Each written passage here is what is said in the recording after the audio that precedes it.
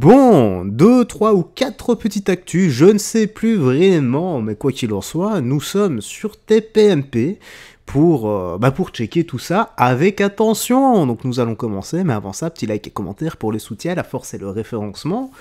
Si on doit réagir, eh bien, je mettrai pause et nous réagirons. Let's go, nous sommes partis. Qu'est-ce que c'est que cette histoire, Michel Marie? Un surveillant de la prison de Villepinte a été mis en garde à vue? Oui, tout à fait. C'était lundi matin. La police judiciaire a interpellé un agent pénitentiaire qui est de 40 ans, qui exerçait à la prison de Villepinte. 3 plaintes qui visaient ce matin, des plaintes de détenus auxquels il aurait fait subir des fellations, des attouchements sexuels en échange de renseignements les concernant. Il a donc été placé en garde à vue. Alors, le plus troublant, c'est qu'on réalise à ce moment-là qu'il a à son casier judiciaire une infraction à caractère sexuel. Or, pour être fonctionnaire, et notamment dans l'administration pénitentiaire, bien évidemment, il faut un casier judiciaire vierge. Ça sent le piston. Donc, il n'aurait pas pu rentrer dans l'administration s'il avait eu un casier. Donc, a priori, c'est qu'il a dû avoir des problèmes pendant l'exercice de ses fonctions et que c'est passé à l'as d'une manière ou d'une autre. En tout cas, ce coup-ci, il est également connu sur le fichier des infractions sexuelles. Bon, voilà, l'enquête est en cours. Il y a de fortes chances qu'il retourne en prison, mais pas comme surveillant ce coup-ci, mais plutôt comme client. Merci. Que veux-tu dire à ça? Le mec propose, l'autre dit oui, et il y en a qui diront c'est donnant-donnant. Maintenant voilà, c'est des personnes comme ça qui sont censées faire respecter les règles dans un lieu, en prison, tout simplement, parce que les gens qui y sont n'ont pas respecté les règles à l'extérieur. Ça montre quoi? Qu'encore une fois, le mal est partout, les gars. Tout simplement, le mal est partout. Il tue un grand patron américain et devient immédiatement une superstar adulée grâce à son physique. C'est un truc de fou, ça, Gilles Vernet. C'est une histoire doublement extraordinaire. Par les faits d'abord. C'est le premier assureur, le patron du premier assureur américain, United Healthcare, qui est abattu en plein centre de Manhattan à 7h du matin. Abattu, coup de feu, il meurt. Il y a une enquête sur place, on retrouve de l'ADN et on s'aperçoit que le meurtrier qui a fui en vélo est un certain Luigi Mangione. Il est identifié donc par l'ADN, étudiant brillant, fils d'une famille aisée. Simplement, il avait fait des publications avant, il était frustré par le système de santé américain. Donc, il abat le patron. Course-poursuite ultra médiatisée aux États-Unis, 10 000 $ de récompense, et il est arrêté. Il est arrêté dans un fast-food. Et à ce moment-là, tout se retourne. C'est là que c'est doublement extraordinaire. Il devient une icône. Il devient une icône pour 2 raisons. D'abord parce qu'il est magnifique. Il avait fait une photo avec une employée quand il avait préparé sa traque. Voilà. Il avait préparé sa traque, des fausses pièces d'identité, etc. C'est un très bel homme. Il devient une icône. Il gagne sur 300 000 abonnés en plus, 21 000 sur Instagram. Il y a plein de comptes à sa gloire. Il est magnifique. Je vous lis un message sur X. Il est coupable d'être un putain de beau gosse, d'avoir un beau sourire, d'être gaulé comme un étalon italien. En conséquence, toutes les poursuites devraient être abandonnées. Voilà. C'est ce thème-là. Il devient aussi une icône parce qu'il s'est élevé contre un système qui est jugé injuste. Donc il y a des gens qui disent c'est une figure légendaire, c'est une sorte de Robin des Bois, etc. Il est tellement iconique qu'il y a maintenant des produits dérivés à son effigie qui s'arrachent aux États-Unis. Et les hommes politiques américains viennent là de réagir en disant arrêtez tout, ça peut pas être un héros, il a tué quelqu'un, on peut pas se reconnaître en lui. Mais toute la gauche, l'extrême gauche américaine en font maintenant leur figure de proue. Et vous verrez qu'il recevra énormément de courriers de femmes qui seront amoureuses de lui. Exact. Valérie Bénet connaît ça. Qui fait en série. Exactement. Il dit n'importe quoi. C'est qui fait en série. Qu'est-ce qu'il est con. C'est le titre de son livre. C'est pas celui-là. C'est l'ancien lui. C'est qu'il est con. Non mais c'est le monde à l'envers, les gars. Tu quelqu'un, tu deviens héros national. Bon, je dis pas s'il avait fait ça à Marc Dutroux, tu vois, mais je sais pas. Lorsque le bien sera devenu le mal et le mal sera devenu le bien, eh bien, ce sera la fin des temps, tout simplement. Et j'ai l'impression qu'on y va de plus en plus, on est en train d'y arriver, ou nous y sommes déjà. Je ne sais pas. Mais voilà, Stranger Things, le monde à l'envers.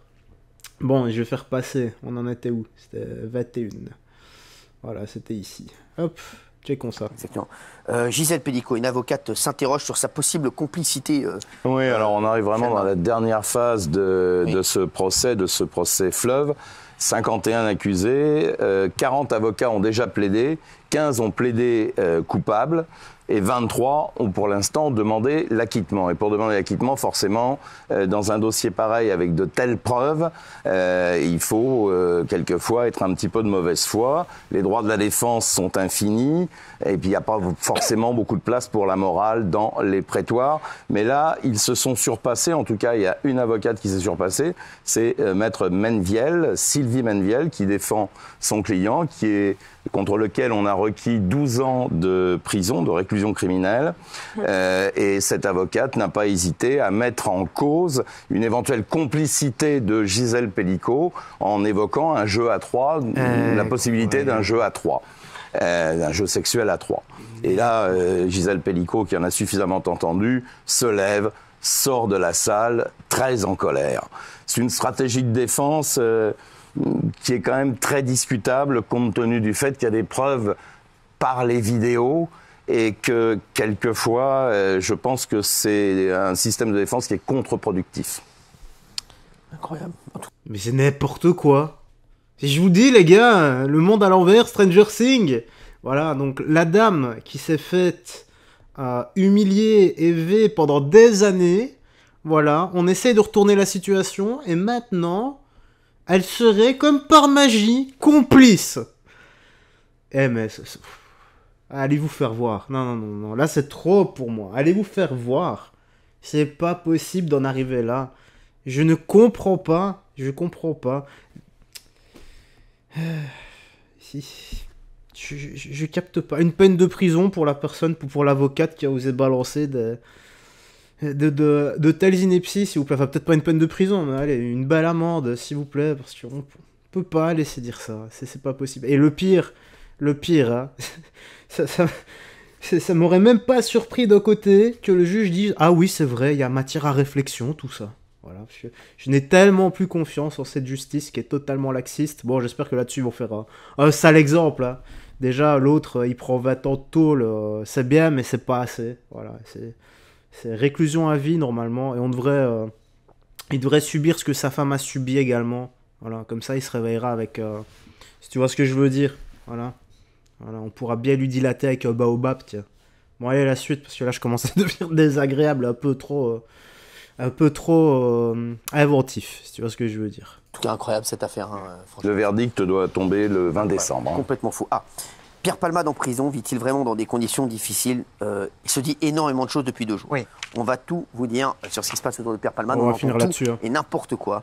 Donc, on va vous donner les véritables informations. Gilles. Absolument. Donc, Pierre Palmade est incarcéré depuis le début de semaine à la prison de Gradignan pour purger sa peine. 5 ans, dont 2 de prison ferme. Alors, cette prison de Gradignan, c'est vrai, elle est surpeuplée. Il y a 1100 détenus pour 633 places. Et on a dit que Pierre Palmade vivait dans le bâtiment A, au 6e étage, dans un bâtiment vétuste. Première information, c'est totalement faux. Il vit dans un bâtiment qui a été refait entièrement à neuf. Tout comme sa cellule qui a été repeinte il y a quelques semaines. Et les infos qu'on a, elles viennent aussi de l'entourage de Pierre Palmade, je le dis parce qu'ils ne veulent surtout pas du misérabilisme ou que l'on dit justement qu'il vit dans des conditions difficiles. Donc Pierre Palmade, en raison de sa notoriété, il est à l'isolement. Il peut se promener en cours de promenade 2 fois par jour. Il ne voit personne, ni en promenade, ni en cellule, juste la personne qui lui fournit les repas. Sinon, il est à l'isolement, on est bien d'accord.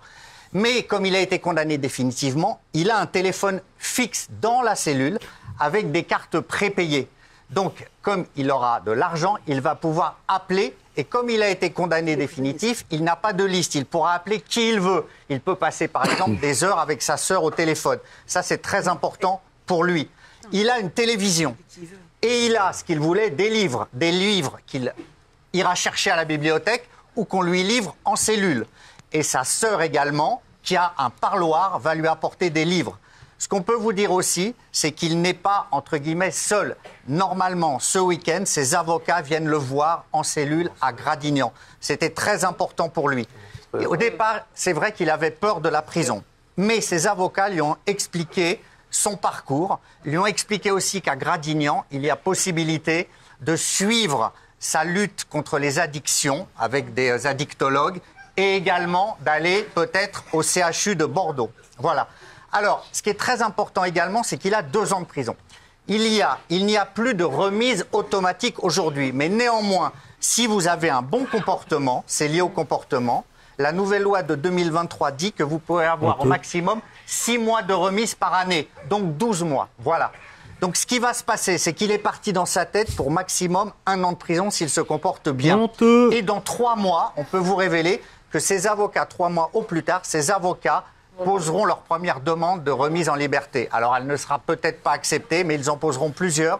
Et lui, ce qu'il voudrait à terme, c'est pouvoir avoir un bracelet électronique ou un régime de semi-liberté. Donc quand on dit qu'il vit dans des conditions difficiles, il ne veut surtout pas qu'on dise ça. Il est à l'isolement, comme un détenu, je dirais, normal, parce qu'il faut qu'il soit protégé, étant donné son statut très médiatisé. Merci Gilles Verdel. Ouais, non, mais c'est réellement n'importe quoi, ça. Voilà. 1 an de prison, voilà, tranquille, tranquille. Il a ruiné la vie d'une famille, d'un mec, d'une femme et d'un jeune garçon, et lui, tranquille, il va rien faire. Voilà.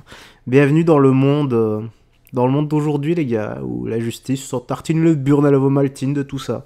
Le mot justice, rendre la justice. Voilà, ben non, tu rends juste de l'administration. Tout simplement, c'est gangréné par le laxisme. Voilà, faut réformer tout ça. Bon, allez, voilà.